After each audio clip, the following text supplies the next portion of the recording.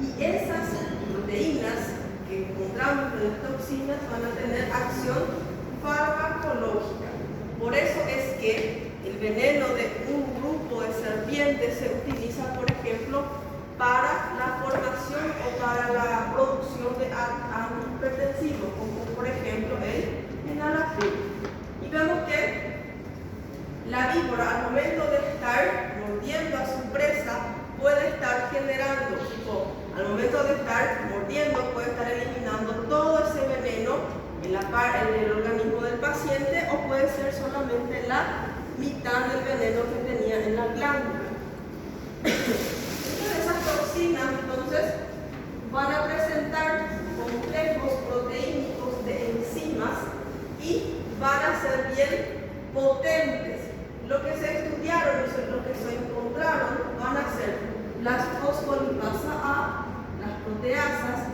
Esa fosfolipasa va a estar ayudando a modificar la permeabilidad vascular. Entonces, para que ese paciente pueda estar teniendo, por ejemplo, una edema, por ejemplo, entonces esa fosfolipasa va a hacer con que la pared vascular fique más permeable, para que ese plasma pueda estar saliendo, por ejemplo, y eso va a hacer con que el paciente esté hinchado, esté edematizado. Después tenemos otra enzima que va a ser la proteasa, que va a hacer un daño en la parte del epitelio vascular del organismo de mi paciente. Dentro de los efectos de las toxinas vamos a estar encontrando que algunos venenos, por ejemplo, del género botrópico, su veneno va a estar haciendo con que la sangre del paciente esté coagulando o esté con hemorragias. Vemos que puede hacer una afectación en las proteínas del organismo del paciente y también puede causar necrosis en la zona donde sucedió la mordedura, por ejemplo, de esta serpiente. Podemos ver que algunas toxinas van a hacer con que se destruya lo que serían los glóbulos rojos, entonces el paciente va a tener una crisis hemolítica. Y vemos también que, por ejemplo, el protálico y el apídico van a estar teniendo función en la parte del sistema nervioso. Por eso es que el paciente presenta disminución de la fuerza muscular, presenta tosis palpebral, todo eso. Y también puede estar afectando la parte de los músculos del paciente. Entonces el paciente desarrolla una afectación en la parte del músculo, por eso se conoce como miotoxia. Dentro de toda esta clasificación de composición de las toxinas, veremos que la composición de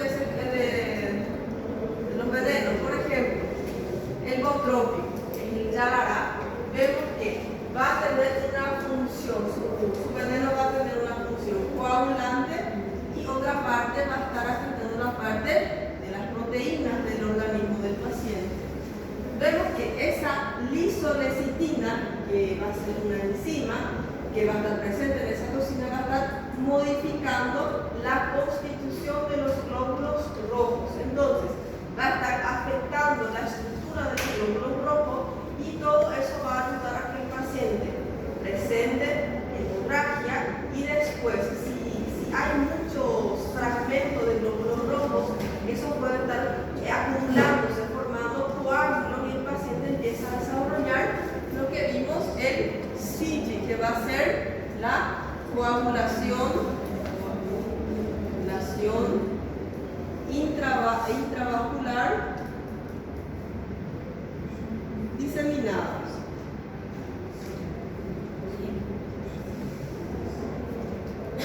Veremos que entonces va a estar afectando la esfera de los glóbulos rojos, y van a hacer con que esos glóbulos rojos sean más frágiles, afectan la parte de la estructura de los glóbulos rojos. Después vemos que esos glóbulos rojos que ya fueron debilitados, entonces van a estar destruyéndose, especialmente va a haber una destrucción masiva con hemoglobinemia, y empieza a afectar la parte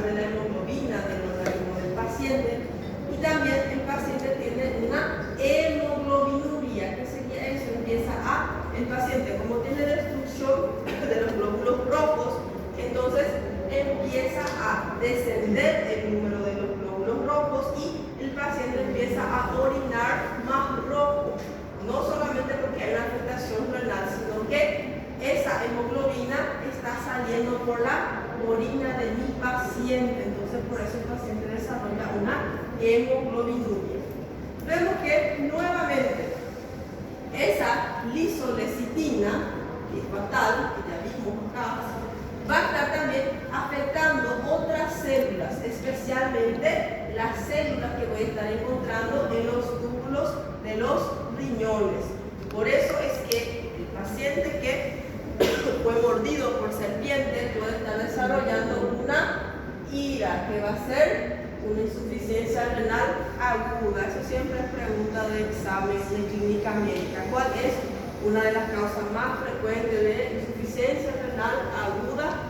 Prerrenal. Si es prerrenal, no está llegando a buena cantidad de sangre a los riñones, entonces siempre es por accidente ofídico. Vemos que va a tener entonces afectaciones tanto hemorrágicas como coagulantes, va a haber afectación tanto en la parte de las proteínas del organismo y también vamos a ver que van a estar afectando especialmente las células de los túbulos renales.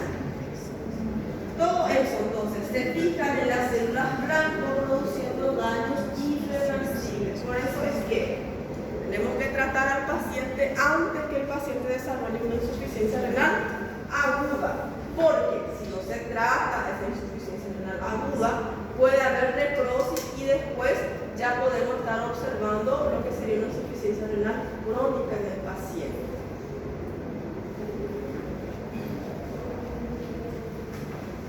Dentro de lo que sería la cantidad y la característica de las toxinas, veremos que esas neurotoxinas no van a estar realizando o no van a estar ocasionando lesiones anatómicas, porque la función va a ser farmacológica. Entonces, no es que el paciente empieza a presentar una disminución de la fuerza muscular, no es porque él va a pasar en la parte de los nervios y va a estar destruyendo el nervio, sino que en esa parte de receptores es donde él va a estar actuando.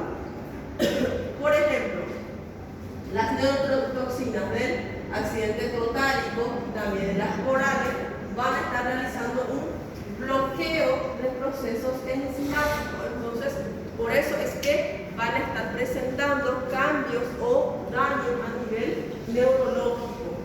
Veremos que se experimentó que 0,1 miligramo de veneno del accidente hipotrópico por kilo va a estar produciendo fibrinopenia, que va a estar disminuyendo la parte de las fibrinas del organismo. Entonces, si hay una fibrinopenia, entonces el paciente empieza a desarrollar hemorragias. Entonces, con esa poca cantidad de veneno, 0,1 miligramos por kilo peso, entonces se produce una disminución del fibrinógeno. Disminuye el fibrinógeno y empieza a suceder una hemorragia en la parte del organismo del paciente. Pero si coloco, por ejemplo, 0,4 miligramos por kilo de toxina botrópica, entonces ya va a estar empezando a producirse trombos de forma masiva en el organismo, y todo eso puede llevar a la muerte del organismo del paciente, porque va a presentar un colapso vascular periférico, porque los coágulos siempre le van a estar encantando más los vasos sanguíneos pequeños, porque ahí se van y tapan los vasos sanguíneos, porque es beneficio. Un coágulo tiene que ser bien grande para tratar, por ejemplo, la aorta, pero en la parte distal, en la parte del mesenterio y todo más, entonces cualquier coágulo más pequeño puede estar pasando y puede estar cerrando. Por eso es que el riñón siempre es acometido, porque va a tener una microvasculatura que esos trombos le encantan. Y vemos que ese veneno protálico también va a presentar una sustancia coagulante y embolizante. Por eso su cuadro clínico va a ser de hemorragia o de coagulación y también afectación neurológica. Porque es diferente también del protrópico, porque vemos que esa acción coagulante y embolizante que presenta el protálico, falta, esa porción falta en la parte hemotrópica. El hemotrópico solamente va a estar, digamos así, produciendo hemorragia o coagulaciones, pero este protálico va a tener un poquito más fuerte, digamos así, que el botrópico. Por eso también es que tiene otro componente que va a estar afectando la parte del sistema nervioso de mi paciente. Vemos que la persistencia del veneno coagulante en la parte de la circulación va a estar presente en aproximadamente 3 a 5 días en esos pacientes que no se trataron. Por eso es que es bueno tratar para estar evitando, digamos así, que otras partes del organismo o que ese veneno pierda. Si se trata antes, hacemos que esos venenos, esas toxinas, pierdan su funcionalidad, su parte activa en la parte del organismo de mi paciente. En la acción proteolítica veremos que va a estar realizando o va a estar provocando en el ciclo de la inoculación una reacción que va a ser como si fuera una reacción con dolor, edema duro, equimosis, que van a ser pequeños puntos de hematomas, vesículas hemorrágicas que van a ser como si fueran unas bollas, y esas bollas van a tener sangre en la parte interior. Por eso las bollas no son claras, no son transparentes. Y vemos que si estas vesículas hemorrágicas, si la equimosis no se trata a tiempo, entonces puede estar evolucionando a lo que sería una necrosis de lo que sería la parte de la piel. Entonces, por eso el paciente puede desarrollar necrosis de la piel, la parte subcutánea, muscular y también la parte de los tendones. Equimosis como si fueran pequeños hematomas, bien pequeñitos. Y vemos que esa acción entonces proteolítica va a estar destruyendo las proteínas que van a estar presentes en la parte de los vasos sanguíneos, por ejemplo. Entonces, afecta la parte de la buena estructuración de los vasos sanguíneos. Por eso es que el paciente presenta también las hemorragias, los coágulos, y también va a estar afectando especialmente la bradicimina, la histamina, y por eso es que el paciente puede, si hay un número, una cantidad muy grande de este veneno, entonces puede estar afectando estas partes y llevando al paciente a un envenenamiento grave. Puede entrar en shock por ese envenenamiento grave que presenta. En la parte de la acción coagulante, veremos que ese veneno penetra la parte de la circulación y va en la parte del fibrinógeno y va a estar formando los microcoágulos que después van a estar dando origen a lo que sería la coagulación intravascular diseminada. Entonces, van a estar formando pequeños coágulos y van a estar depositando, van a ir pasando en los capilares pulmonares del paciente. Afecta por eso entonces también la parte de la buena respiración del paciente. Vemos que si hay falta de fibrinógeno en la sangre, entonces el paciente empieza a presentar una sangre incoagulable. Quien coagula la sangre es el fibrinógeno. Entonces, si yo destruyo el fibrinógeno, entonces la sangre no consigue estar coagulándose. Por eso la sangre se vuelve incoagulable y a veces no es necesario que haya sí o sí hemorragia. A veces sin hemorragia, pero el paciente tiene una sangre que no consigue ser coagulada. Y vemos que generalmente va a estar apareciendo todo eso, o la coagulación, en las porciones donde los vasos están ya afectados, con las paredes afectadas. En la parte de las acciones neurotóxicas veremos que va a estar afectando especialmente la parte de la sinapsis neuromuscular. Por eso es que el paciente va a perder fuerza, va a perder fuerza muscular, porque hay una afectación o hay un bloqueo en la parte de la sinapsis neuromuscular, inhibe la liberación de la acetilcolina y eso provoca el bloqueo neuromuscular. Entonces podemos ver que el paciente empieza a desarrollar una parálisis motora. Primero aparece la paresia, que va a ser disminución de la fuerza muscular, pero después el paciente ya no consigue más estar elevando ese miembro. Entonces en esos casos vamos a estar hablando de una parálisis motora. En estos casos, si el paciente empieza a desarrollar bloqueo neuromuscular, si es en los miembros y todo más, hasta que está tranquilo.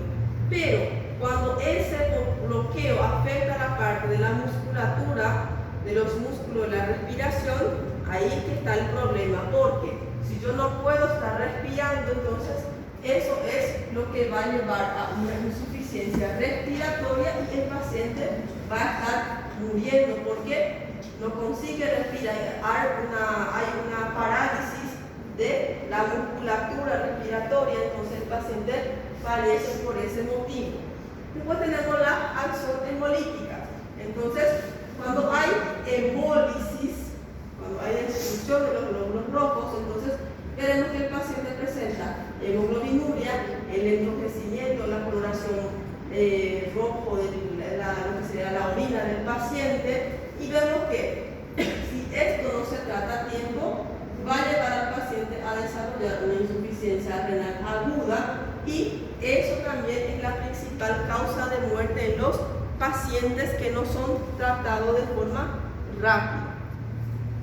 Este prácticamente es un cuadro comparatorio entre lo que serían los síntomas, signos, acción de los venenos y el género de la serpiente. Por ejemplo, el botrópico.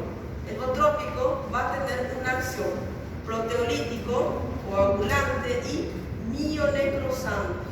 El botrópico no tiene acción neurológica, por eso es que neurocardiotóxica no tiene.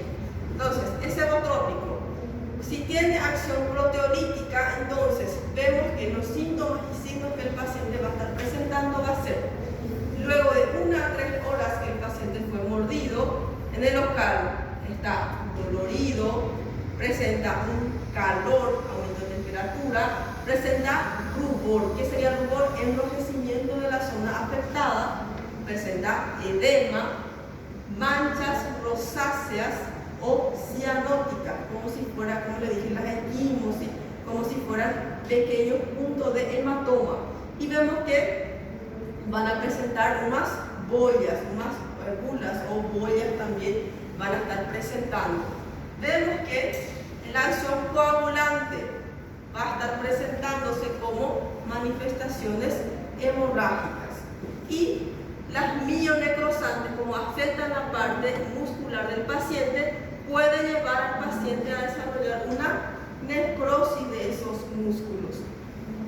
Todo esto marcado en negrito, que es de botrópico, entonces es la acción del botrópico. Ya el acésico es otro grupo de accidente ofídico, que él va a tener toda esta función, va a tener también una función hemolítica y va a estar apareciendo mioglobinuria, insuficiencia renal, muerte del paciente. Ya en los casos del micrurus, ¿cuál era micrurus? Cora. En los casos del micrurus, el caso más severo, veremos que él va a tener afectación neuro y cardiotóxica. Vemos que el coral no tiene afectación en la parte de la sangre del paciente ni de las proteínas, pero va a estar afectando especialmente la parte neurológica del paciente, la parte cardíaca. ¿Cuáles son los síntomas que el paciente presenta en el accidente por coral? Primeramente, adormecimiento del miembro, debilidad, mareo, presenta náusea, presenta disfonía, no le sale bien la voz a ese paciente, presenta disartria, no consigue articular lo que serían las palabras, presenta diplopía, que sería visión doble, entonces el paciente ve todo en doble, presenta una midriasis. ¿Saben qué es la midriasis? No. Aumento de lo que es la pupila. Ptosis palpebral. Esa ptosis palpebral vemos en varias patologías, pero es bien frecuente en el paciente que tuvo ACV. Cuando tiene esta caída de la ceja, está más caído del otro lado. Entonces el paciente tiene una paralisía y cae lo que es la arcada de la ceja. Entonces podemos verse hoy de un lado para el otro. Este está normal, pero el lado afectado está caído. Parece que hasta el ojo del paciente se cae. Entonces a eso le voy a estar llamando de ptosis palpebral. Y el paciente va a presentar trismo. ¿Qué sería el trismo? Como si fuera el paciente con bruxismo. Vemos que el paciente que tiene afectación en la parte neurológica, cuando ya está en una fase más complicada y no tiene tratamiento, puede desarrollar convulsiones, parálisis muscular y parálisis respiratoria, porque afecta la parte, digamos, de la función. Hay un bloqueo neuromuscular de los músculos de la respiración. En la parte cardíaca, el paciente va a estar desarrollando arritmias cardíacas, afectación en el buen funcionamiento eléctrico del corazón. Hay una fibrilación ventricular. Cuando hay fibrilación ventricular, prácticamente el corazón tiene una afectación en el bombeo. Entonces ella no fica ahí, no entra más sangre y sale, sino que el corazón ya fica de esta manera, fica fibrilando. Entonces hay una afectación. Cuando vemos la parte del electro del paciente, vemos que hay una afectación muy grande en la parte de pasaje de electricidad. Vemos que el paciente puede presentar una afectación miocárdica, como por ejemplo depresión miocárdica, shock, y todo eso le puede llevar a la muerte a mi paciente, porque vemos que en el coral la afectación va a ser especialmente en la parte cardíaca y en la parte cerebral. Estas serían prácticamente las principales acciones de cada género de los opídicos. El hootrópico tiene afectación proteolítica, necrosante y coagulante. El protálico tiene neurotóxico, miotóxico y también va a estar teniendo lo que es la coagulación. Y el apídico es neurotóxico puro. Entonces acá en coral no hay afectación de sangre del paciente.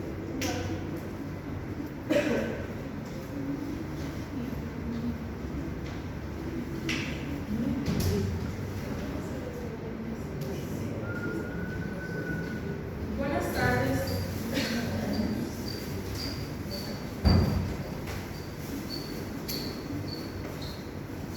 Bueno, me voy a presentar. Para quien no me conoce, yo soy la doctora Lisette, estoy como coordinadora de extensión universitaria y este semestre voy a estar también como coordinadora de investigación científica.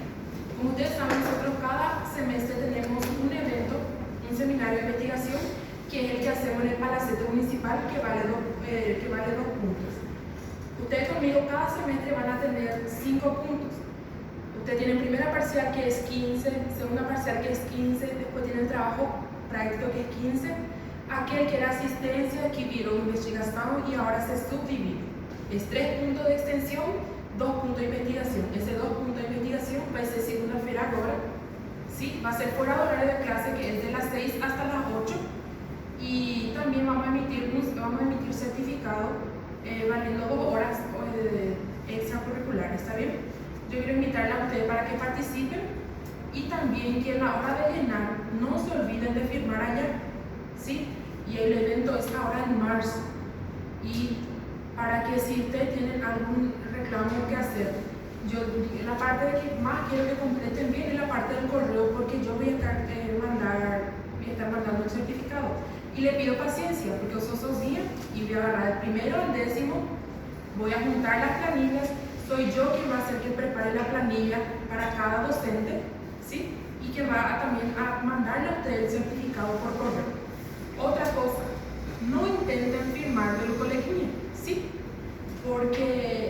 Entonces a veces una persona del grupo se va e quer firmar por todos, mas esquece de colocar a informação de vocês. E depois me vêm e me reclamam, mas tal fulano não foi, tem os pontos e eu fui e não tenho. Pero na planilha está completo do fulaninho e de você não está completo, está bem? Y les esperamos. Vamos a mandar la invitación en los grupos oficiales, ¿sí? Y yo creo que es un tema muy importante porque es un tema de trastorno ácido-base. Después, aparte de la palestra, va a haber una parte interactiva que va a estar el doctor Pito, que viene de Asunción, que es nuestro docente investigador, donde te van a tener unos minutitos para participar también y si tienen alguna duda, para quitar su duda ahí, ¿está bien?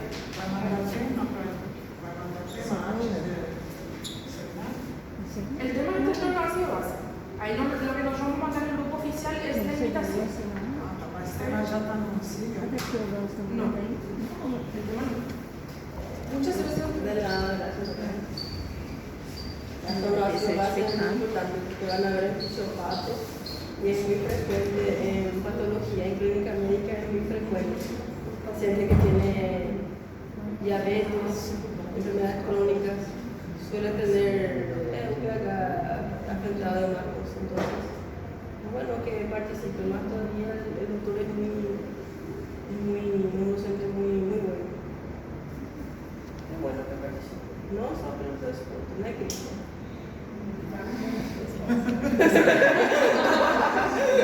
Se não fosse os dois pontos, ninguém ia.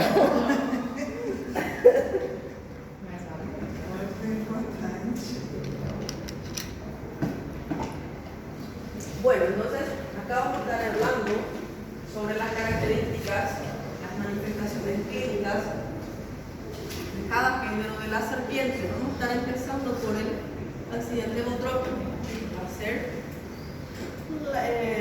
botrópico, y veremos que entre las clasificaciones de la sintomatología de los pacientes vamos a dividir en tres estadios: estadio 1, que va a ser el leve, el 2, que es el moderado, y el 3, que es grave.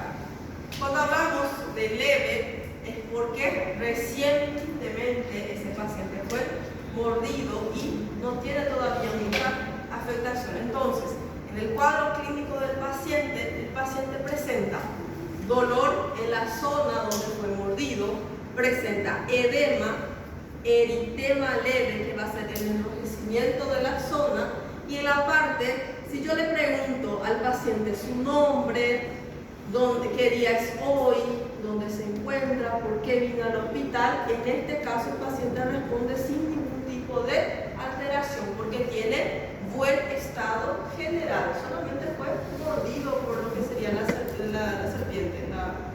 Y vemos que en este estadio 1, yo ya tengo que pedir los análisis, los laboratorios a mi paciente. Por ejemplo, para clínicos van a ser los métodos diagnósticos. ¿Cuáles son los métodos diagnósticos?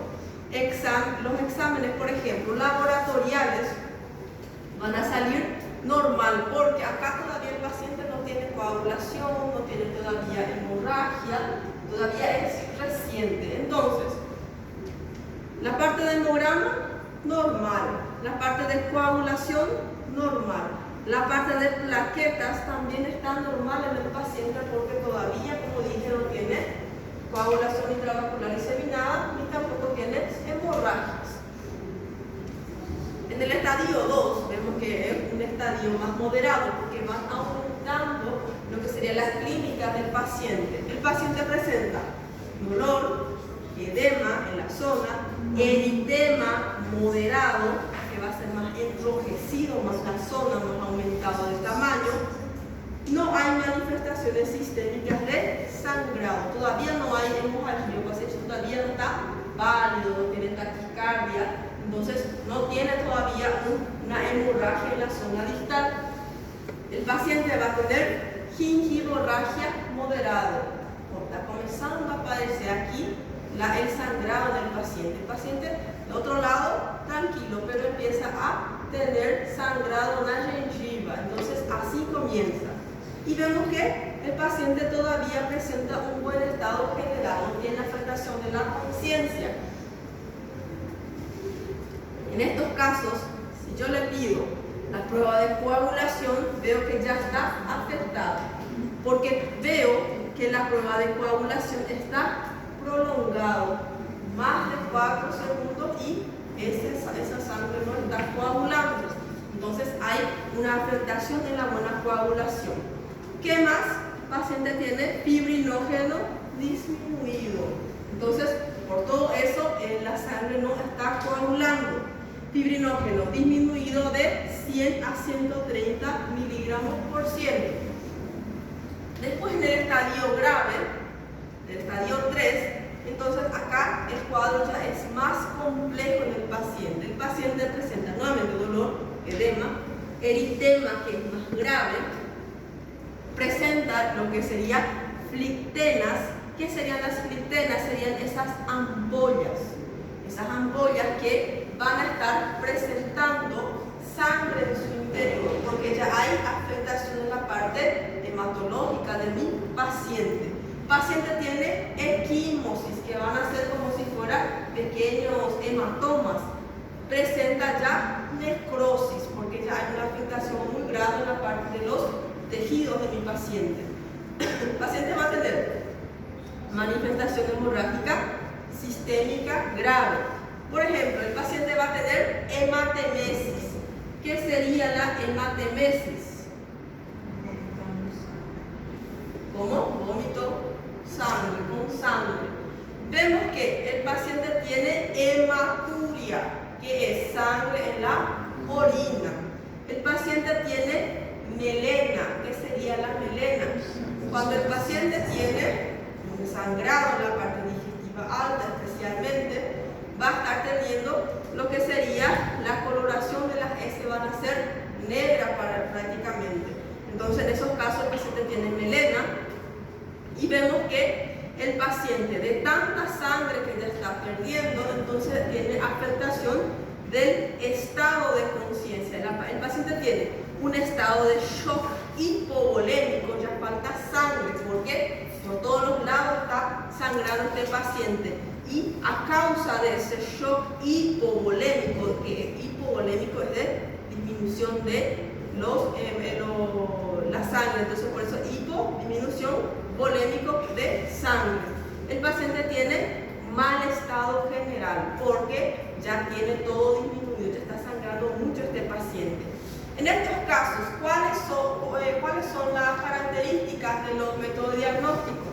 Veremos que si yo le realizo una prueba de coagulación a mi paciente, la coagulación va a estar siendo indefinida.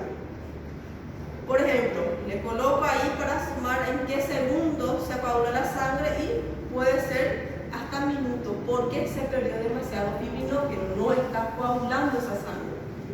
Fibrinógeno menor a 100 o menor que el consumo total. Entonces, de tan poco que es ese fibrinógeno, no consigue más coagular la sangre y el paciente está empezando a sangrar por todo que es lado. Por eso que presenta hematemesis, que es vómito con sangre, melena, que es cuando las heces son negruzcas porque tiene presencia de sangre, y presenta también hematuria, que va a ser la orina con sangre.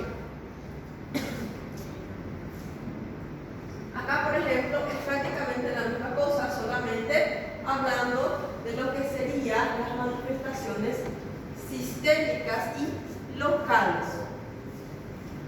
En el estadio leve, vemos que en el local de la afectación, donde fue mordido mi paciente, va a estar presentando edema que compromete 2 segmentos de la extremidad. Entonces, un edema que puede estar aumentando, digamos así, de diámetro. Vemos que este edema no compromete el tronco. Si el paciente tuvo, por ejemplo, una mordida en el miembro inferior, entonces ese edema va a estar agarrando gran parte, pero no afecta la parte del tronco del paciente, no llega a afectar la parte del tronco del paciente. El paciente entonces tiene una extremidad de menos de 4 centímetros, ¿qué va a hacer? Yo le voy a hacer la prueba de Godet al paciente, que es una prueba que vemos para ver si hay algún tipo de edema. Veo que va a estar aumentado, pero va a ser menos de 4 centímetros ese aumento total de la superficie. No hay necrosis y tampoco hay hemorragia. En la parte sistémica no hay sangrado, no hay compromiso hemodinámico y tampoco hay complicaciones porque aún es de leve. Después, en la etapa moderada, vemos que ese paciente, por ejemplo, si tuvo una mordida en la parte del dedo, por ejemplo, del índice, entonces afecta la parte de la mano, primer segmento, segundo segmento, 3 segmentos van a estar siendo los acometidos.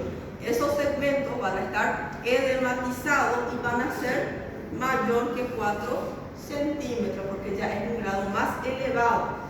Vemos que el paciente tiene hemorragia local activa en el lugar de la mordedura y vemos que todavía no hay necrosis, solamente una hemorragia durante todo. En la parte sistémica, ¿cuáles son las manifestaciones que el paciente va a estar demostrando? Gingivomorragia, que es la hemorragia o sangrado de la gengiva. El paciente está orinando sangre y vemos que en estos casos una de las complicaciones, como ya habíamos visto, es hemorragia cerebral, pero ese va a ser más adelante. Acá todavía no hay comprometimiento de la parte del sistema nervioso. No hay compromiso hemodinámico. Todavía no se perdió mucha sangre en esta etapa. En la etapa grave vemos que el paciente presenta un edema que va a estar afectando tantas porciones que, por ejemplo, van a estar extendiéndose al tronco, puede afectar la cara del paciente y también el cuello de este paciente. Entonces, tuvo una mordedura en el dedo y puede estar hinchándose toda la parte del miembro superior, la parte del tronco, el cuello y la parte del rostro de mi paciente. Y vemos que puede ser también por mordeduras que aparecen en la cara y el cuello. Estas mordeduras que son en la cara y cuello también ya yo ya les clasifico de moderada intensidad o ya les voy a colocar en la etapa 3 porque ya van a estar cercanos al sistema nervioso del paciente y es prácticamente un área más delicada. En estos casos, en la etapa 3, yo ya tengo necrosis, ya tengo lo que es la muerte del tejido de mi paciente y veo que tengo ya compromiso hemodinámico, tengo disminución de los glóbulos rojos, disminución de la cantidad sanguínea, presencia de complicaciones como por ejemplo SIGI, IRA y sangrado del sistema nervioso central de mi paciente, que es una de las complicaciones más temidas, hemorragia cerebral. Y el paciente ya empieza a desarrollar convulsiones tempranas en esta fase número 3.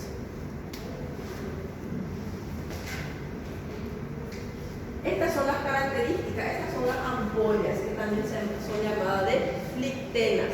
¿De qué? Flictenas o ampollas.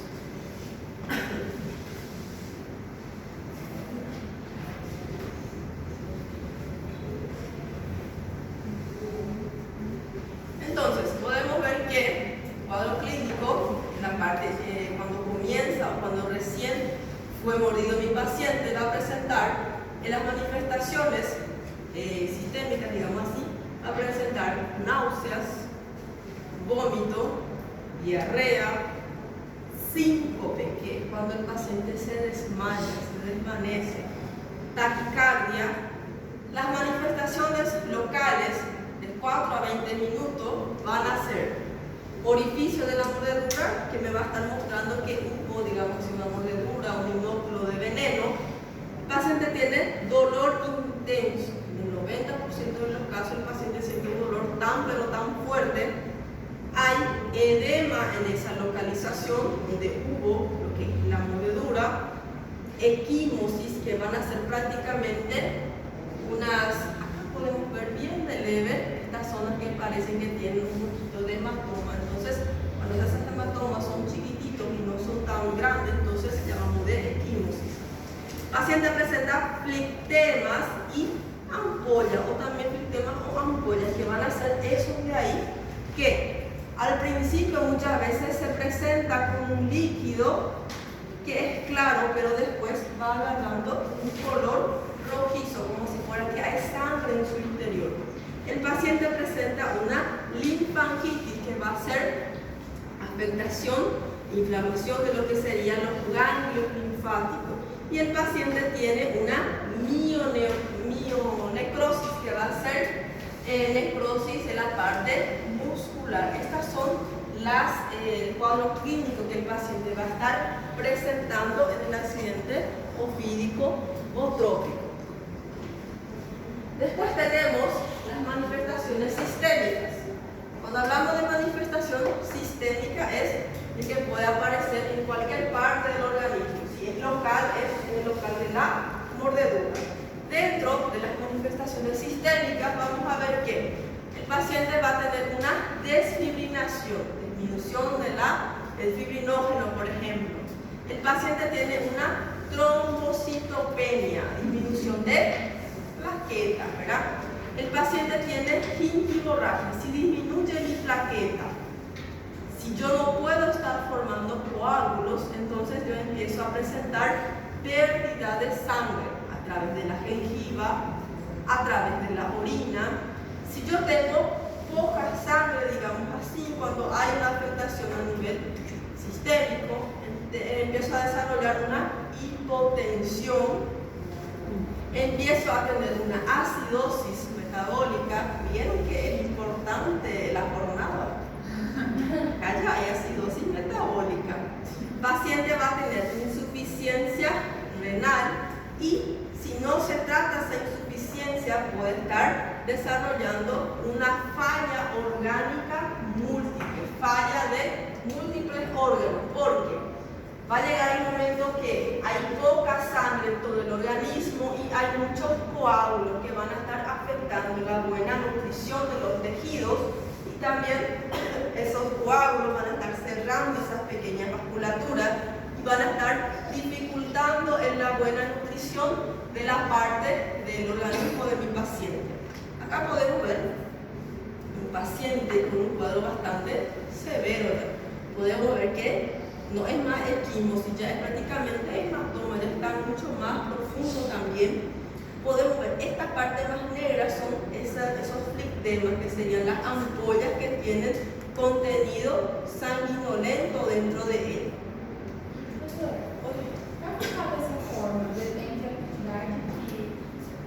Quantidade de tempo de evolución. Y vemos que las complicaciones del accidente hipotrópico va a ser el SIGI, va a ser la falla renal aguda, que es el IRA, va a ser infección de los tejidos blandos. Por ejemplo, si este paciente se le hace tratamiento, va a tener toda esta parte de la ampolla, va a estar fragilizada, va a abrirse y va a ser excelente lugar para que las bacterias entren y empiecen a desarrollar infecciones. Entonces el paciente puede desarrollar infecciones en la parte de los tejidos blandos y el paciente va a tener hemorragias en la parte del sistema nervioso central, que va a ser la hemorragia cerebral. Estos serían unos de los cuadros leves. Por ejemplo, podemos ver que hay lo que serían los colmillos. Podemos ver que hay la presencia de colmillo, un poquito de sangre, pero todavía no está con esquimosis. No vemos, no estamos pudiendo observar todavía presencia de edema. Entonces es un cuadro leve todavía al comienzo. Después, llega al hospital hasta el cilindro, empieza a presentar las edemas, las ampollas, y empiezan a tener ya edema en la parte de esa zona, de ese miembro de mi paciente. Y acá ya está la parte de lo que sería el edema, ya se extendió por más partes del organismo del paciente. Acá sería un caso grave, ya podemos ver que en estos casos graves no hay solamente ampollas, sino que ya hay tejido muerto, ya va a estar evolucionando lo que sería una necrosis. Y vemos que acá, por ejemplo, ya la afectación prácticamente de toda la parte del miembro superior del paciente, ya hay un edema generalizado en esa zona, hay múltiples ampollas bien grandes y vemos que el tejido muerto ya se extendió, ya hay más tejido muerto en esa imagen. Acá, por ejemplo, sería grave, pero podemos ver que todavía no llegó a los extremos de ese. Vemos que hay una parte donde vamos a estar encontrando toda la parte del hematoma y todo más, pero hay también lo que es edema, pero las ampollas no se ven presentes. Continuamos la clase que viene de a partir del protálico. Faltan 6 minutitos. Entonces.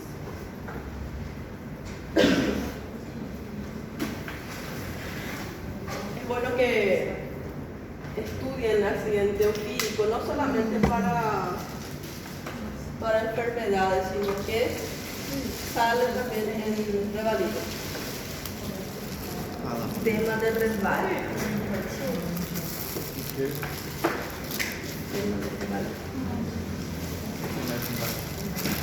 de resbalo. Alex Fernando. Aline. Amanda. Ana Julia. Ana Paula. Aldika. Anilabeli.